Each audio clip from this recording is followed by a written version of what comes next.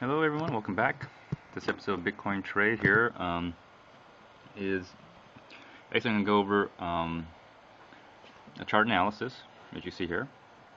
But I'm also going to talk about some of my experience so far with the banks. And so after my fiasco with Wells Fargo, I actually had somebody at Wells Fargo apologize to me regarding the whole incident of that wire fraud that I was telling you about before. So I just want to give you an update on that. I don't know if any arrests are made or whatever. Don't know the case, but anyways, I did file a report. I followed up with the FBI as well, the police report, and I did get a call back. And so the detective did mention that there was a crime.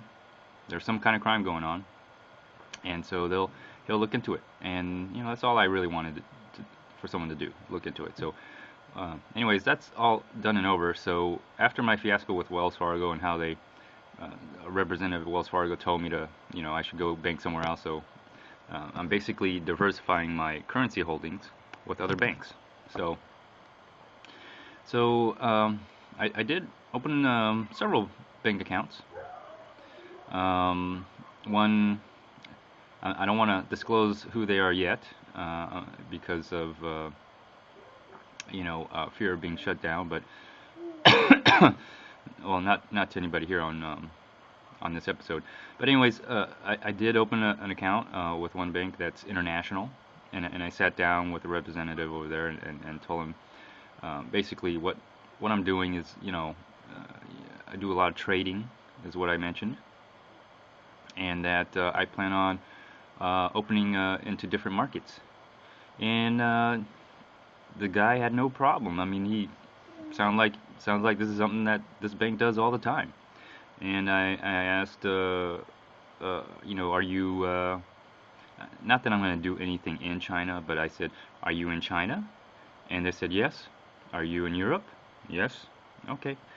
That's pretty much all I need to know. China, Europe. I just want to know if they were in Asia or if they were in Europe. I asked if, they said they're all over the world. And I said, okay, that's all I need to know. If you're all over the world, that's great. So I got one bank over there, and then I got another bank, and they're very, these are very large banks too. They're not, small banks. They're not your credit unions or anything like that, but I just need something where I need for people to come in and make cash deposits on my trade, right? On your agreed whatever strike price for whatever amount and whatever bitcoins you're planning on trading for whatever. And so I need someone with retail presence. I need someone who has international presence. So I still bank over at Wells Fargo. All right, so it's not like my relationship with Wells Fargo is over. It's still there. And then I open another account with another retail bank. They're all over the place. What I'm just trying to do is just make it easier for buyers and sellers to make that transaction with me. And then I got another bank that domestically I don't see them everywhere like your Chase or your Wells Fargo or your what's another one? Bank of America is all over. Those are retail kind of banks you see all over the place. But one that's more international. And but I did go to another bank that was kind of semi-international. They have quote-unquote affiliates. Basically, they just work with other banks in other countries, and they have an agreement, like, hey, let's just do business with each other, real friendly. So, kind of like a semi-quasi international, but mostly domestic. So, a little bit of everything, just trying to diversify my currency holdings, right? And so, just that way I have more flexibility in with buyers and sellers when they trade with me, either buying or selling. I can just go to whatever bank and complete the transaction. So there's that situation. And again, I went in there and excuse me, I got a cold, so if you see me coughing a lot or doing things like that, or if I sound weird, uh, but anyways, it goes to being self-employed. When I go in there and I tell them opening up a business account, they first thing they ask me is, okay, what's your DBA? Are you incorporated? And all this other stuff, and they need my federal ID number, blah blah blah blah blah blah. And I'm not like, oh my gosh, these people who work at a bank don't know anything about opening a simple business. Um, well, first of all, if majority of you who are watching, if you're like me, and you're just an individual and you're just starting out in the Bitcoin trade and everything, you're not gonna necessarily incorporate, or you're not gonna do an LLC or whatever that is, or whatever. You're not gonna do any of that kind of stuff. You're probably just gonna say, well, I'm self-employed. Whatever money I make from this is money I make, and whatever I spend in relation to this operation of this business is what I spend. That's my expense. And all you have to do is just go to the bank, and depending on who you talk to, the banker or the person who works for the bank. See, what amazes me is that a lot of these people who work at banks don't even know where money comes from. They don't even know how money is created. They don't even realize, okay, and they work at a bank. They don't even realize what money is. They don't understand that money is an instrument of debt. They have no idea. They're clueless. They just have a job, and that's they clock in and they clock out. And their job is to open accounts or put out loans or whatever. They have no idea what they're doing over there, in my opinion. Okay? Because I could tell when I talk to them, they're like, they seem kind of clueless. But anyways, it's not for me to judge or anything. It's just great. Here's what I want to do. This is why I want to do it. So if you're like me, you're self-employed and you want to just dabble in this and you want to go ahead and try this out, all you need is your name and then your social security number, and that's it. And then tell them you just want to be set up as a business account. So you should be all right with that. And if they give you any problems like we need a DBA and all this other stuff, tell them, hey, when they put money into this account, they're going to be writing the check or money order or whatever. If it's cash, they don't need to do anything, right? But if it's a check, money order, whatever it is, it's going to be in your name. So when they put money into your bank account, whatever it is, check, cashier's check, money order, it will be in your name. So tell them that. And the great thing about being in America is this is the minimum you need to start a business: your name and your social security number. And then probably a bank account helps, bank account, and just let them know it's a business account, whatever. And it really doesn't even have to be a business account. It can be a personal account. I mean, this whole idea that it has to be a business or a personal, it doesn't make a difference, because when you file your taxes, okay, you do need to keep a record to back up your stuff. But then again, your bank account should show and reflect that record, right? So anyways, whether it's business or personal, it doesn't really matter. Okay, it really, really doesn't even matter. It's there, and it's an expense. That's all it is. And what's funny is you think you get some special privilege as a business. You don't. They make it even harder. They raise your minimum that you have to have in the bank and all that stuff. So anyways, just want to share that with you real quick. Just because if some of you are having a tough time thinking about doing this, or how am I going to approach the bank, you don't really have to tell the bank anything, because after all, your business activity is a quote-unquote trade secret. Okay, you don't have to tell anybody how you operate your business specifically. Like someone comes up to you and says, hey, what's your marketing strategy? How are you getting your customers? If someone ever comes up to you and says that or asks that, just tell them it's a trade secret. Literally, you are a trader. This is a trade secret. how you acquire your marketing, your customers, your buyers and sellers, and where you're buying your Bitcoins from. That's all trade secret. You don't have to reveal any of that. All right. So go ahead and look up trade secret.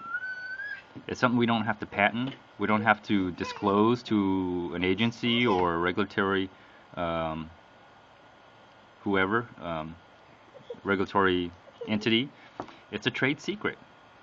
All right. How I conduct and operate my business is, if I divulge that, then that would, give my competitors the advantage. So it has to be kept a secret. All right.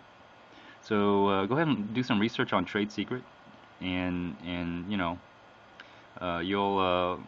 you have every right, right? I mean, you're a person, right? If a corporation is a person, then and they could do all this stuff. But what if you are a person? And so you can claim trade secret as well. Anyways, just want to share that with you real quick.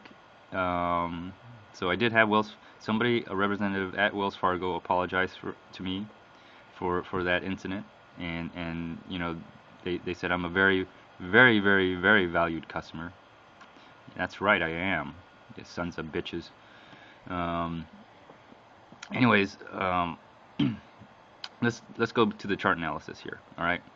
So a lot of downward activity.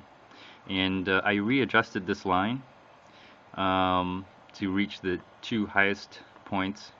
I originally had it from here to here. I didn't know if this was going to be valid in any way, but now that I see this come up here, this becomes very valid in how you draw the lines. So as I readjusted the lines, it originally when I drew the first time, it looked like it broke out and it's finishing above, but I'm like, I don't know about that. Let's take a look at some other ones. So that, okay, by the way, this is Bitstamp on a 2-hour, okay, and then this is Bitsy on a 2-hour, and it didn't quite have that same. It broke through, but it didn't really finish above. It came back down and it's kind of playing around in here. And so when I looked at this, I said, well, I probably have to readjust this line to the two highest point, and it looks like, it's testing the resistance here, but it hasn't broke through. But it's a good news. And then Mt. Gox is still in play. All right, you still have to consider Mt. Gox.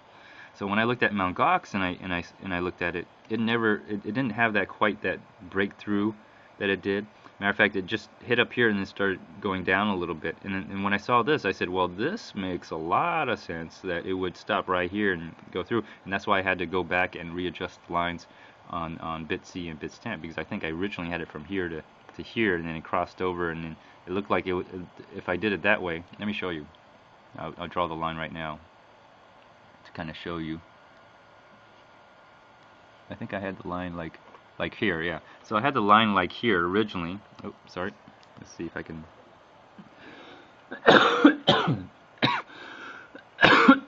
Excuse me. I've got this bad cough. Anyways, see, I originally drew it like this, and it looks like it's bouncing off of that, but really, it has not broken out of this top resistance line. So if I redraw from the highest to the highest, it did break through a little bit, but it's retreated. So until it actually finishes above this, and this is a 2-hour, so you would think it really needs to finish above at a 2-hour period. So this is my original, and that's why I had to redraw it. I wasn't sure if it was, was it really a breakthrough, or are my lines not set up right? So I redrew the lines. And voila, there you go. And it really hasn't broken through. And then redoing the lines, I did the same thing here as well. And I realized, yeah, it really hasn't broken through. It's testing the resistance, but it has not broken through. Excuse me. But anyway, there might be a good chance that it will, because here's some other indicators here. and this is a Mt. Gox 5-day 2-hour. All right, so I made a 2-hour, and this is based on the weighted average. Now, Mt. Gox has not quite yet crossed over, but it looks like it's crossing over. So it's had a very long downtrend. You see those two lines there. So let's go to BitC, and I'll refresh it. And I can see it better now, even though this huge spike downwards here. But you can see the bands kind of getting wider, and this has actually crossed over, and it's finished above. So there's a really good indication that we're out of this downtrend, and it might be there might be some sentiment among traders that this whole what do they call it, malleability, whatever bug they had with the Bitcoin over at the exchanges, that might be resolved already or really soon, because there's some confidence that's coming back in here. And so you're seeing this the 225 and 10 period weighted average crossing over, and the price has also gone over those, and it's actually finished above. So I'm gonna be, excuse me.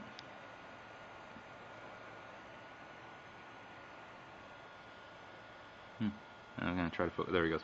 So what I'm going to be doing is I'm going to be really cautious, because you know,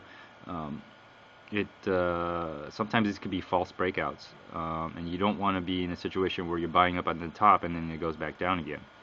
So what I'm going to do is I'm going to wait till it actually breaks that resistance line, or it bounces off of one of these weighted averages. So if it goes back down and it bounces off, I can actually make another line, and I could see if it's really gonna be going back up. And that's another way to play it safe. And this is more of a trend trade. You know, there's people who play on an upward trend and in a downward trend. I've told you many techniques in which people trade. This is more of a trend, where I'm actually trying to see where the trend is breaking out of a new trend is being made, and breaking out of the current trend, which is a downward trend. So picking up on these little signals, little buy signals, little trend signals, really helps. So on this is BitC. This is BitC, and it looks like there's a good chance that it's going to break out. And then let's look at Bitstamps, because they are now the highest priced indice, right, or exchange. Again, 5-day 2-hour with the 10 and 25 weighted averages, and look at that, it has broken out really nicely. It's broken above it. It's finished above it. It's a very, very clear signal. All right, but again, this is a really good signal. But the question is, why are the other indices lagging that? I don't know. I know BitC had, not BitC, Bitstamp had their withdrawal issues as well. But we'll see. We'll find out. So anyways, so it has clearly broken. The trend is moving back up here. Now the question is it going to break that resistance or fall back down? Because this really helps, because you're obviously seeing a trend starting to happen here. A good strong push up too. But if you look at the chart, let's go back to the chart. Excuse me. And you look at the line, you know it hasn't really broken out yet. I mean, even on the average, it shows a crossover. But if you look at the channels here, the lines, the resistance line, it's right there, and it really needs to. It has gone. If you look at that, the price here and here has pretty much matched about right here, where it needs to go up that high in order to break out of the trend. But most importantly, not only has to reach that high, but also finish above it. And the next resistance would probably be this one right here. This particular one right here has to go reach and go above this point right here. So 756, and we've already seen this already go this much, which is about 700. So it needs more. You know, you need a good confirmed buy signal if you're going to buy back in this. So just to let you know. So right now it's just skirting, literally just skirting that resistance. All right, it's actually gone down a little bit. So, but we'll see how it goes. By the time you see this, you'll already know. But at least this, my episodes are not for people to trade on. It's just for people. First of all, it's for me to document and just give you my experience and my feedback on Bitcoin trading, and also how I see a trade, or how I go about different strategies of trading. As far as the exchanges, because most of my price that I do, when I do real world trades in the physical world, are based off the indices. So I'm not trying to launder money by inflating a price of something that open market value doesn't exist. Okay, and I try to warn other traders and other miners, people who actually mine, Bitcoins, not to inflate a price just because they feel that they should get more money for it. All right, because it's probably going to draw some attention with some regulatory authorities. Like, why are you charging more than everybody else, and people are buying it from you? What are you doing? Laundering money? Selling drugs? What's going on? Right?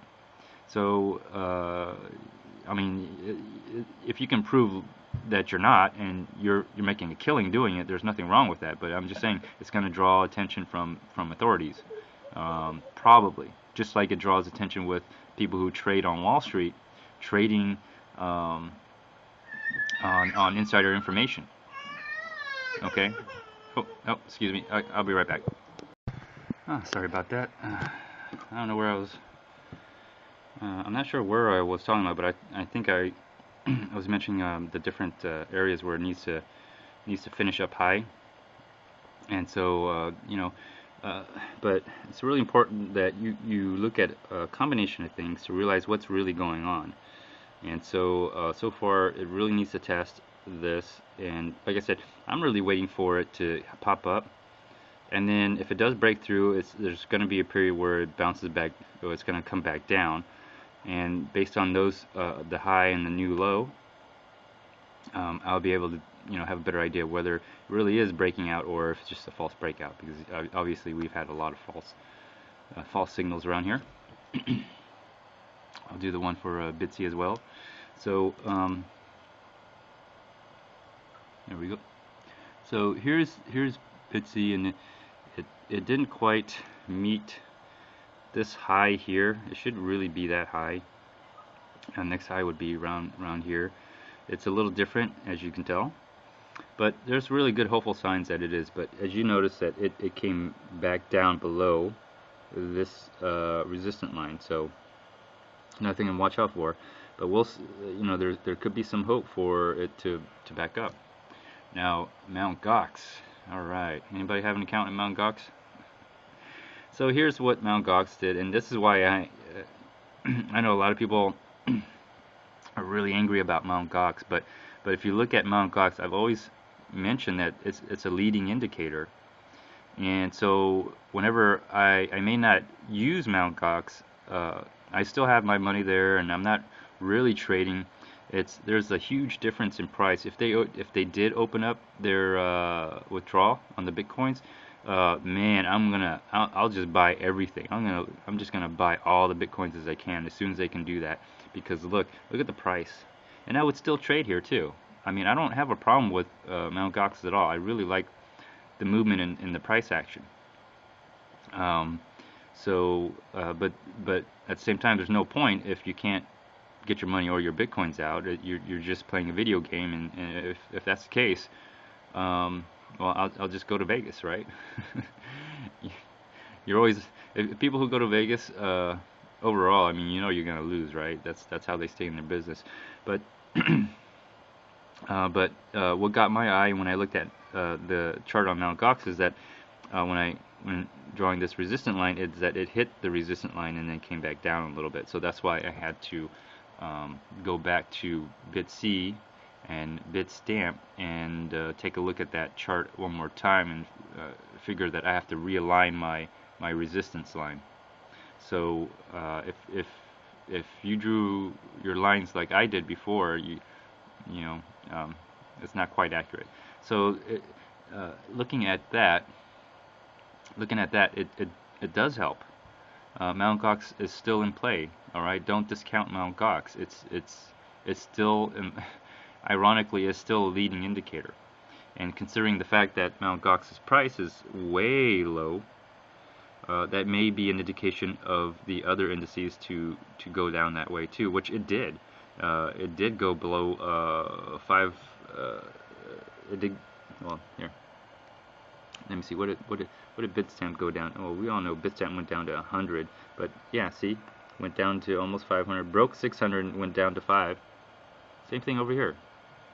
All right, 550. So broke down and went to 550. I was considering buying some bitcoins here, but actually I was asleep, so I missed out. But you know, excuse me. But you never know about these things. Anyways, that concludes this episode here. This is more chart analysis, and again, I'm not here to move the markets or sway the markets. I'm just showing an idea of how I think about the trades and how that reflects to my real world trades and my real assets and investments and everything. Hopefully this helps you in giving you some strategies. So please comment, like, dislike, or even do a video response. Until next time, stay tuned.